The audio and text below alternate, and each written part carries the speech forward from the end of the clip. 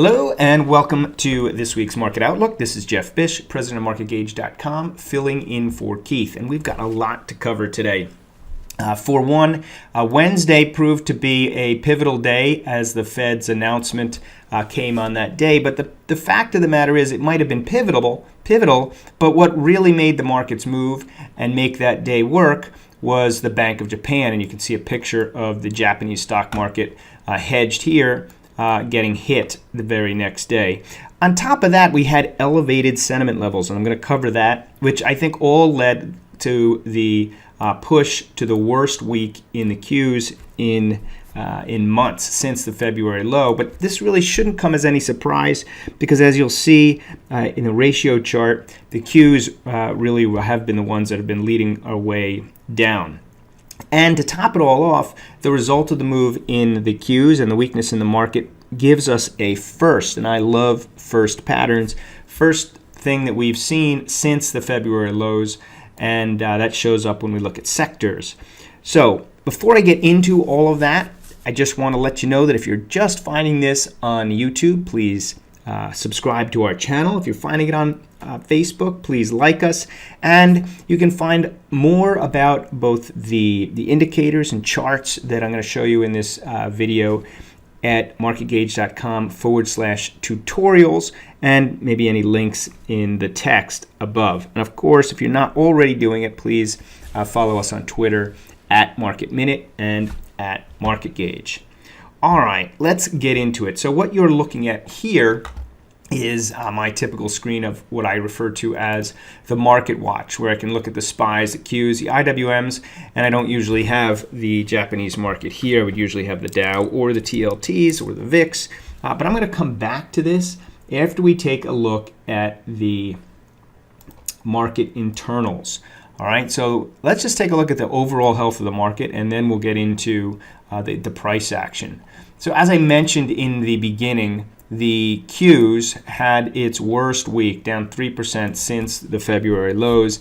This pushes the Qs down over 5% for the year, and we can see just by this straight percent change measure that puts the Qs not only firmly in the red for the year, but also firmly as the worst performing index year to date. Now, this is also should really come as no surprise, as distribution days have been climbing down here, accumulation days very few. The thing we're going to see throughout this video, though, is the markets, while the Qs look like they're leading the way down, the other ones aren't necessarily quite there yet at a big inflection point. So let's take a look at the market internals as we would look at them from broad measures of advanced declines. As you can see, I'm just looking at charts that you can also see all during the week in our little big view section. I'm going to click on the chart to make it bigger. And so from an advanced decline point of view, first thing to focus on here is the McClellan oscillator in the middle. We're looking at the NYSE market and the SPYs as the overall market. If this is going to continue to move lower, with the green line here on this particular chart is a 10-day moving average, and the magenta moving average here is 50, black is the 200. So with the SPYs just pulling back into some support here, the advanced declines are basically neutral. McClellan, if it starts to trend lower, that's going to have a negative impact on it. One thing that is a bit of a warning here is it's okay that we make a new excessive high here on the initial leg of a move up, and from there you would expect that the overbought condition here would work its way off. What you don't want to see, or when you see markets start to get tired, is when the markets continue to go up as they have, and the advanced decline numbers here continue to climb, but then roll over with a little bit of a divergence. And so we see that down here in the 10-day number. We see that up here in the 5-day volume number. So this particular action, all this action in these lines here suggest that if the market continues to get weak, don't fight the weakness. Let the weakness continue on the downside. Let's see if it holds at support. And as we'll see when we look at the Qs, and let's go to the NASDAQ now. Next chart. The Qs are weaker, or the NASDAQ is weaker. This isn't actually the Qs, this is the broader market. But on their advanced decline lines, you can see this isn't coming off a high. This is through the middle and working its way lower. McClellan oscillator now below 0, so that's a negative. And you can see down here on the 10-day number, that didn't get as overbought here. So this is all telling you that the NASDAQ has been weaker internally, continues to be weak. And while it's sitting right here on its 50, and this is the composite, all right? This isn't the Qs, the NASDAQ 100 composite sitting right here on the 50. Until the market turns back up, I would let it continue to fall. I would not try and catch the bottom here quite yet. Now, let's take a look at new highs and new lows. So this is a really great indicator, and I'm going to answer a question that came in earlier today from Barry. So Barry, if you're listening, this is going to be a direct answer to your question. And Barry's question and request was that we have a shorter term moving average on this indicator because while it's great for bigger turns, it's hard, as he put it, to use it for shorter turns in the market. And that is true. This is really an indicator that you want to see the trend of it going in your direction. You want to see the absolute number, right? The absolute value be high. So if we're over, and you could read about this also in the text below these charts. When the number is up here, when the ratio is way up here over 85, the market is generally strong. However, and this is the answer to why we don't have a shorter term average, and I suppose we could put one there to make it a little easier to read, but more important is you want to look at the absolute number of new highs. So we have the 100 level in here because that's a good kind of baseline. If you don't have more than 100 new highs really driving this number up here, then this is not a strong bull market. All right, so you want it to be up over 85 to be strong bull market. And in that environment, pullbacks like the ones that we've seen should be viewed as just opportunities for easy pullbacks to expect the market to continue. Now, I'm not going to call this an easy pullback to expect to continue because the number of new highs is not great. You know, it's pushing 100 here. We did get over 100 up here, so this was positive, but really it should be higher.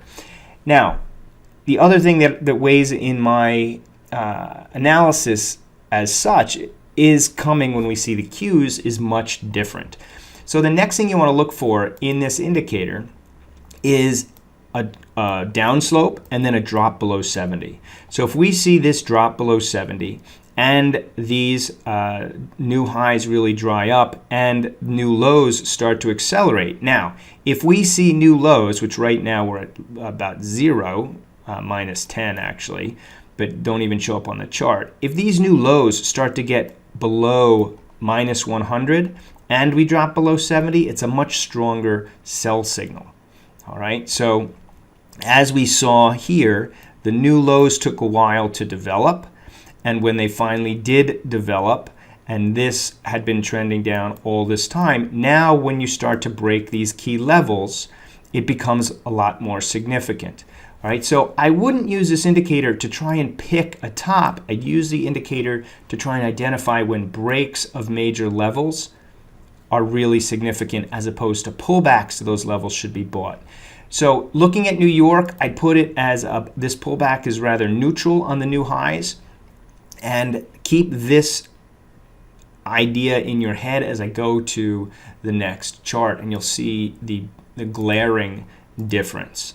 Okay, so now let's go to the Qs, or NASDAQ I should say.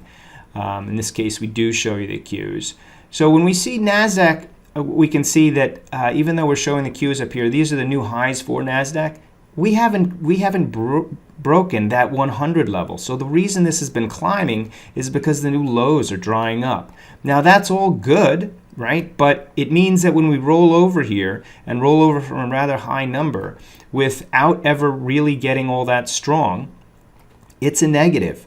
right? So if this starts to trend lower, and again, the importance of this trend, the importance of where this is magnified by the absolute number of new lows here. So what you want to watch for NASDAQ, as NASDAQ, if it gets weaker, is watch out for an increasing number of new highs, especially breaking that 100 level. All right, so it's breaking an important level. It's broken the 200. It's broken the 50 now. This is the reason I'm saying I would not be eager to try and just pick a bottom on this decline. Wait for the market to actually turn back up, and when it does turn back up, we're going to have to watch it really carefully, and I'm going to show you another indicator in just a minute as to why we want to watch it really carefully. Now, let's take a look at what I described earlier as the sentiment is a little bit elevated. So if we take a look at our VIX readings, VIX, as we have it displayed here, the VIXX cash index, down around 14. I can't blow out the chart to a bigger chart. I think there's one down below here. You can see this 14 level is an extremely low level. We didn't get to the low end of a band, so we never really got a push down to an extreme level that we could bounce off of. But this is an area where you'd expect the market to just be a little too complacent, and any weakness that begins from this level could easily turn into a little bit more of a correction. The other thing I want to point out in this chart is here's the 50-day moving average of this number. Now, this isn't always a huge inflection point, but you can see from the past here that it has been a significant inflection point. If we were to pierce the 50 and really make a move higher and then stay over that 50, it's telling you that the market has a new heightened concern, a concern that it really hasn't had. So when the market goes from being not concerned to being concerned is when you can get these inflection points in the market. We're not quite there yet, but if VIX continues to climb and the markets continue to move lower, watch out for a break. So things are kind of starting to bubble up in the warning category, and they're doing it from what I described earlier as I described it as an elevated level, and the reason I call it elevated was because the complacency is really elevated. It's a bit of an oxymoron, I think, but it's better described or better illustrated in the next chart on VIX. Right, so this is a ratio of two different measures of VIX, and this is the one that really makes me think that it's time for VIX to roll over. And the reason for that is that when you get above this level and then roll back under it, it's a warning sign that the momentum of this sentiment is rolling over. So we look like we were going to have it right here, but then the market made another move higher. At new highs, this didn't get out to new highs. Now it's rolling over again. So again, that to me suggests that if the market continues to move lower, let it move lower. If it starts to move higher. Now, if you're in one of our member areas, you hear me say this in almost every video. A move higher here would be a move back over a prior day high, a move back over the 10-day moving average. Until we get those kind of sequence of events happening, then the market has not started to bounce yet. All right, so in a broad picture, that's why I described earlier that the sentiment is such that now would be a good place for the market to roll over. Be careful. And internally, it's getting weak by these measures. Now, there's another measure here in the sectors that it suggests and is a first since the February lows. And that is illustrated in this chart and as well in this table. So the number of groups that are making or that are positive for 6 months has dropped to the lowest level since the beginning of March. All right. Now, what we don't want to see happen is that continue to drop and have the markets break under the blue line here, which is the 40-week or the 200-day moving average. All right. So we've seen the Qs break under the 200-day moving average. The SPYs have not yet. And the first that has happened, again, if you are in any of our members and listen to my weekly videos, you know I'm a big advocate of first and of watching prior bars. I'm usually talking about daily bars, but in this case, look at the pattern in the market on a weekly basis. This is the first time since the low that the SPYs have traded below the prior week. To make matters more bearish, it's closed below the prior week low. All right, so the next step in this pattern to be cognizant of is to trade significantly below the low of that week. And if we get that, that will be one of the reversal patterns that I would put a lot of weight on. All right, so you can see the number of sectors and the aggregation of those numbers of sectors right here. You can see that we haven't been this low since the lows. That also means that we're as high as we've been of sectors that are down. So this is another indication that internally the markets are beginning to get weaker. Could it reverse? It absolutely could reverse, but these are the numbers that you want to keep your eyes on. This is why I say if the market price action continues to get weak, then don't step in at this point. And I want to give you one other indicator which we don't have in the site, but I've got it in TradeStation. It's an interesting indicator in terms of market breadth and why we can expect the market to perform as it has. So in this case, I've actually got three different charts. I've got the NASDAQ up top here. I've got the SPYs in here, or I should say S&P 500, and I've got the Russell here. So the individual price charts are in the green bars, and we're looking at weekly bars. And the gray line is the 40-week in each particular chart, and that's because that's the equivalent of the 200-day, right? Now, the lines, so the yellow line here, the orange line here, and the blue line here represent the number of stocks in each respective index that are above that 200-day moving average. So this is how it all comes together. Let's just take a look at the Qs. The Qs have just broken down below their 200-day moving average. They rallied up to the 200-day moving average from February. And this yellow line is the number of stocks that are trading over that 200-day moving average. Now the white line here represents 50%. So it's 50 out of the NASDAQ 100 stocks are over their 200-day moving average. Now, if you take a look at how this trends in a bull market, as you'd expect, you have a lot of stocks, most of the stocks over their 200-day moving average. When that number dropped down below 50, the market has had trouble really starting to move again. Not surprising, right? How's the market going to continue to move if only half the stocks can't get over its 50-day moving average or its 200-day moving average? So this is the condition we have right here. It has not improved. Now let's contrast that to the SPYs, the S&P 500. Now the S&P 500 has improved. In fact, I would say it's actually in a pretty good spot right here in terms of the number of stocks over its 200-day moving average. It has also moved up further over its 200-day moving average. So if you look at this as a market breadth number, this suggests that the SPYs have been doing better internally than the Qs. Once again, we've seen that pattern over and over. Now, what about the IWMs? So the IWMs also have traded over their 200-day moving average. And the number of stocks in the Russell 2000, which are over the 200-day moving average, is only 755, and this is 1,000, right? So that's where you'd want it to be. Relative to this number, we've made some improvement, but not a whole lot, and not really where you'd want it to be.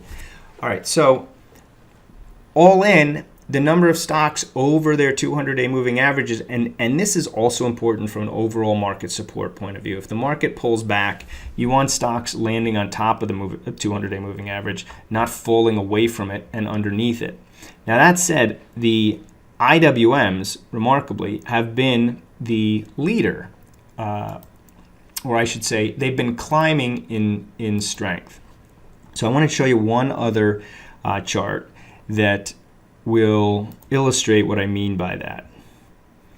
All right, so as it should be no surprise that the Qs have been the ones leading on the downside, because the Qs actually have been rolling over and getting weaker relative to the IWMs for some time. And that's illustrated in this chart here. So this is a ratio of the Qs over the IWMs. All right, so as this number goes up, it means that the Qs are performing better than IWMs, which I put this together to represent big cap relative to small cap.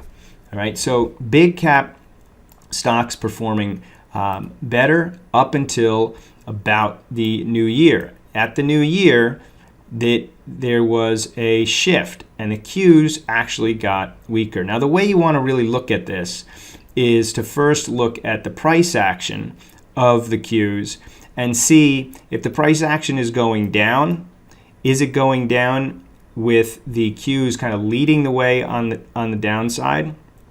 And when the price action is going up, are the Qs getting stronger than the small caps? And so what we see here is that when the market started to sell off in January, it was big caps that were outpacing, right? Big caps outpacing the small caps on the decline. And as the Qs bounced, that trend continued lower. All right. Now that is also relatively true when we look at the SPYs over here. This is the SPYs over the IWM. And you can see the same thing. So IWM actually has been a stronger index since the February lows.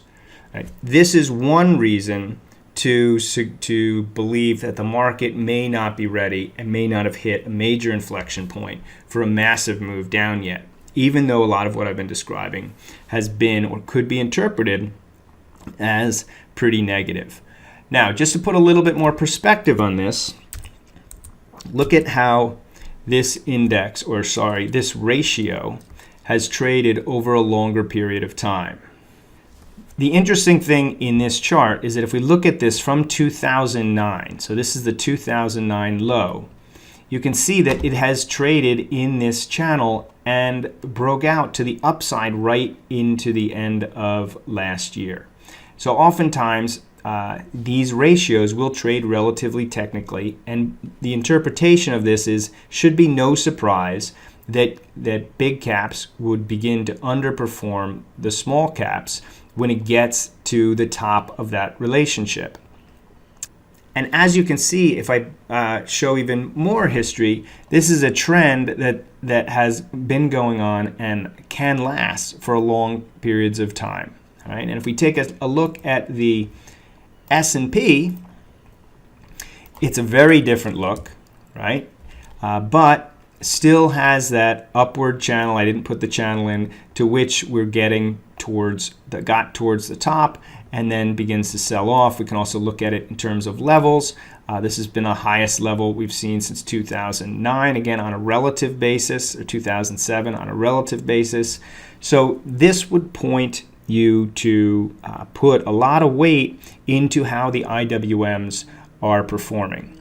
In other words, the Qs have started to crumble relative to the other markets. And when we look at how the markets are performing, I always like to look at Market Watch, right, where I started. How are these four indexes, and I'll switch it to diamonds, how are these all performing? If they're all going in the same direction, we want to follow that direction. If they're in different directions, it could be choppy, and then we want to know who's leading.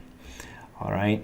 So with the IWMs being the leader on the upside based on that measure, that ratio that we just described, it's the IWMs we want to really see hold up.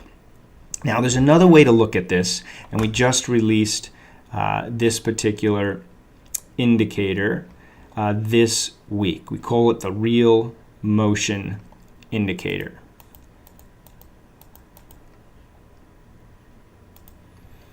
And with this indicator, you can see momentum in the market that you can't see any other way. Now, the other concerning part about this particular indicator is that the Qs have broken their 50 and their 200, and the momentum indicator is confirming that this is a break that could continue. Now, before I get into this, let me just show you how this works on a bigger picture.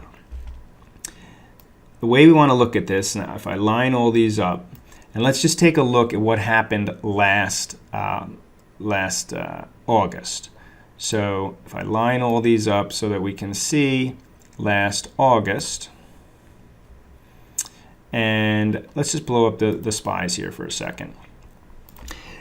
So the bottom of this chart represents the real motion indicator. And there are a lot of different patterns that we look for in this indicator, but one of the simplest ones is to simply expect that the two charts should look the same. So on this chart, this green line is a 200-day moving average. On this chart, the blue line is the 50-day moving average. Now on the momentum indicator, the real motion indicator, let me get rid of this line. This green line is a 200-day moving average of the real motion indicator. And the blue line is the 50-day average of the real motion indicator. And the dots are an individual read of the real motion indicator. So if you just look at it with the same patterns that we look at in price, it's a great way to start looking at it. So as you can see, as the market got compressed and was bouncing off the 200-day moving average late 2015, this real motion indicator had been completely the opposite. Price had the 50 over the 200 and the price waffling around the 50. Real motion had the 50 under the 200 and the price waffling around under. So when you have this situation and the major support level breaks, you expect that that break is going to continue. All right. Now, what makes this even more powerful is when you combine it with the other charts, as we always do. So in the SPYs case, while I've got it blown up, you can see that for all this time when 2015 was a problem, the real momentum, real motion indicator was indicating this is a problem. All right, this is not ready to move higher. So why didn't it fall apart sooner? All right, why did it sit here for so long looking negative? Well, as we espouse and teach, it's not one index that you want to look at. Take a look at how, if we look at all these together, the Dow, the SPYs, as we typically do, right? And we'll put these all at about the same. Okay, that's about right. So they're all about the same. So now I just showed you how the SPYs looked here, right? They were opposite, but they'd been opposite for a long time. The Dow, when we came into that period, was accelerating on the downside here and was negative also. Wasn't negative up here so much as it was down here. The real motion was leading it. The Qs were also negative, right? As we came into August. So when we broke that 50 so decisively and broke that 200, you knew it was a break you didn't want to follow. But why did it take so long? Well, if we take a look at the IWMs back in August, the real motion indicator here was actually still positive. So if we look at IWMs in 2015. Remember, the SPYs were negative through the whole year. But the broader market, the IWMs, were positive. All right? They were positive on the 50 and the 200 in price, but so were the other markets. But they were also positive in the real momentum. Right? And the real momentum didn't really start to break down until about after April, right? And then it got worse at the new high, it diverges. And then after we come off that new high, now you start seeing real momentum breaking its 200 period moving average. Price was nowhere near the 200-day moving average, and it was already breaking. So the IWMs really represented the IWM's momentum, right, which was not apparent by looking at just the price chart. Now, in part, that's probably because the IWMs had a much worse sell-off in October of 2014. So if you were just looking at the conventional moving averages, that momentum going back to this low was not obvious, right? But that momentum was still carrying to the upside until it finally broke this 200, and then all the markets were in sync with the negative momentum a week or two before that ugly August collapse. All right, so as that relates to today, so let's take a look at how this all lines up with today. Let's take a look at what happened in the beginning of January, and you'll see a very similar pattern in January. If we look at January, I've got them all lined up except for this one. So now they're all about the same. And look at how we went into January.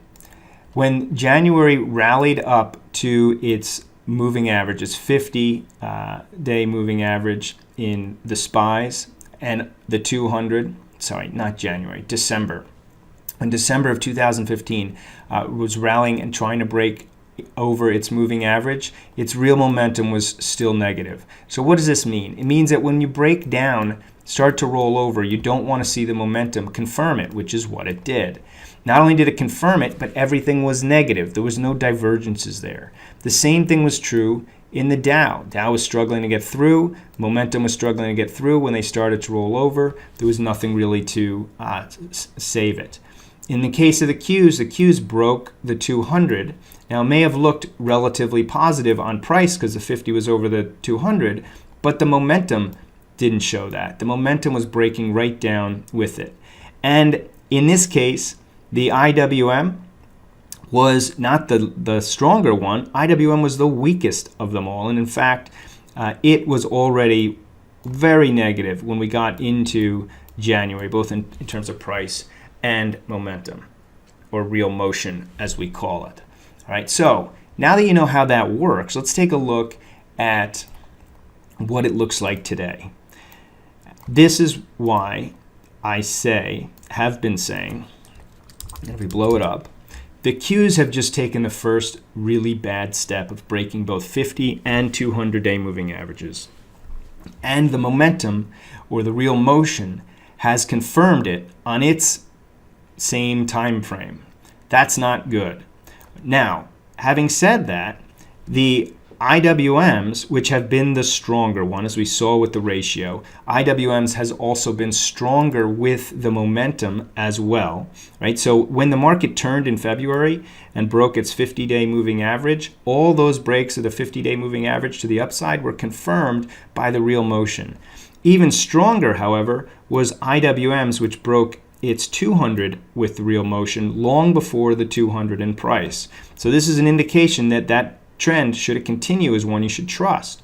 So IWM still fits in that category of being in good shape, and in fact you can see the longer term the real motion indicator is actually crossing 50 over the 200. Now that's a little premature to really celebrate about, but it does indicate that the underlying strength of IWMs continues to be relatively good. Now, I have to warn you that the shorter term measures, which I'm not showing here, of real motion are confirming this small pullback here. So there's, again, reason to believe that we got to be careful with this pullback. Longer term, though, Qs have started to lead the way. The weakest of the indexes is leading the way on the downside.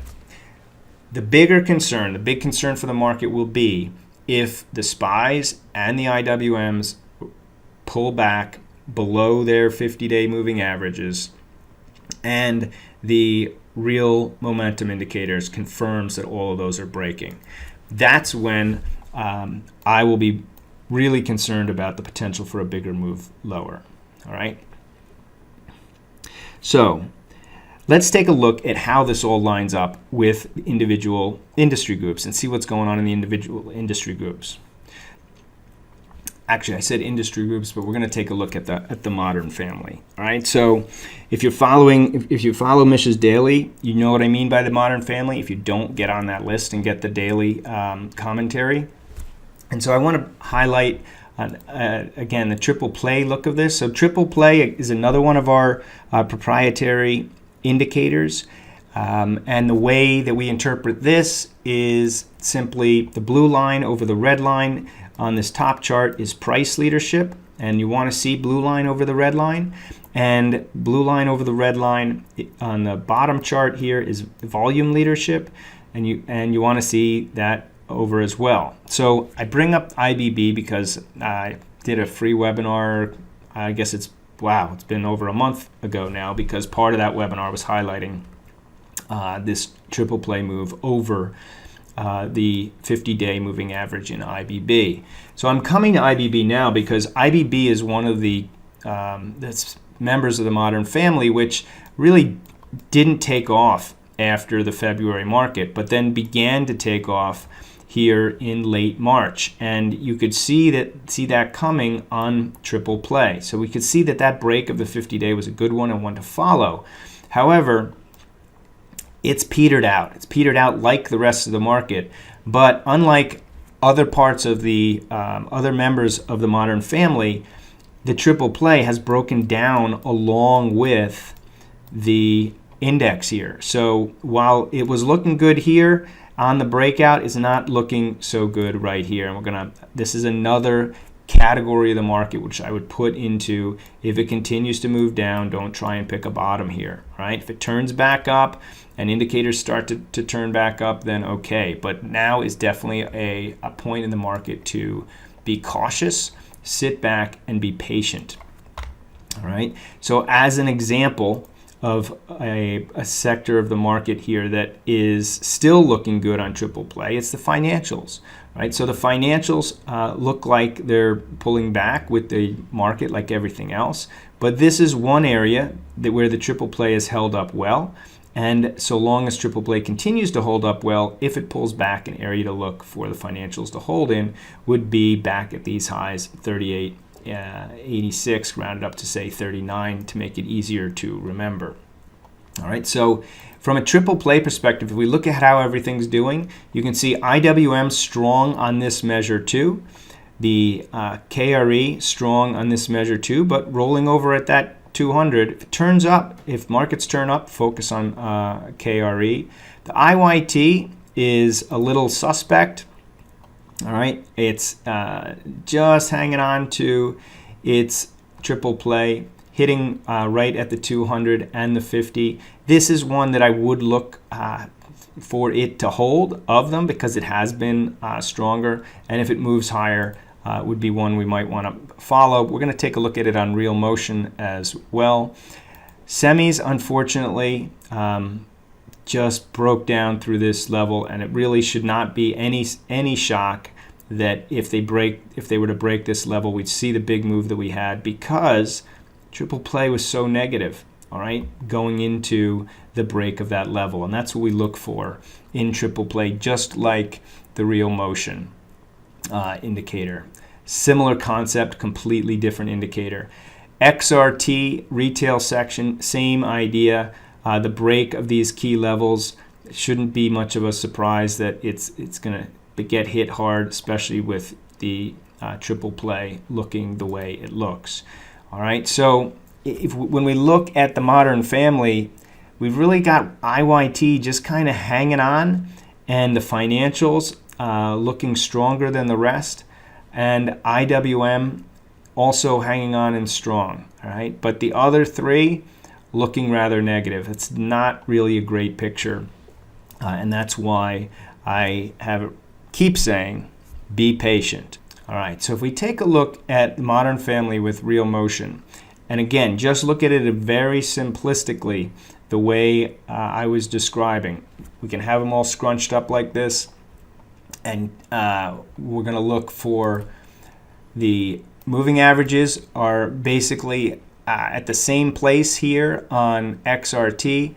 XRT, however, in real motion is pulling back to a positively stacked set of moving averages. So triple play is negative. Real motion is confirming the break, or starting to confirm the break on the 50, but not as much on the 200. So we'll see if XRT can hold up on terms of real motion. In terms of SMH is confirming the break of the 50, but not yet confirming the break of the 200. All right. In terms of IBB pulling back to the 50 in terms of price. It's also pulling back to the 50 in terms of real motion. So real motion here, we're just pretty much confirming what's going on up top.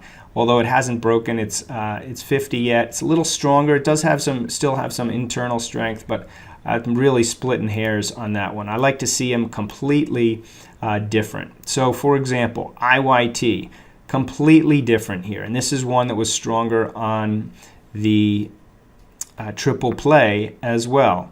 So when I say stronger, you can see this crossed over here, right? Crossed well before this got to a cross. This is just pulling back to the 50. So this is why I say, as long as if IYT turns higher, that's one you'll want to follow to the upside. Wouldn't step in the way of it because real motion could easily break the 50 here. And although you've got a bigger picture looking supportive, you want to have that price going up. All right. So if we take a look up at IWM,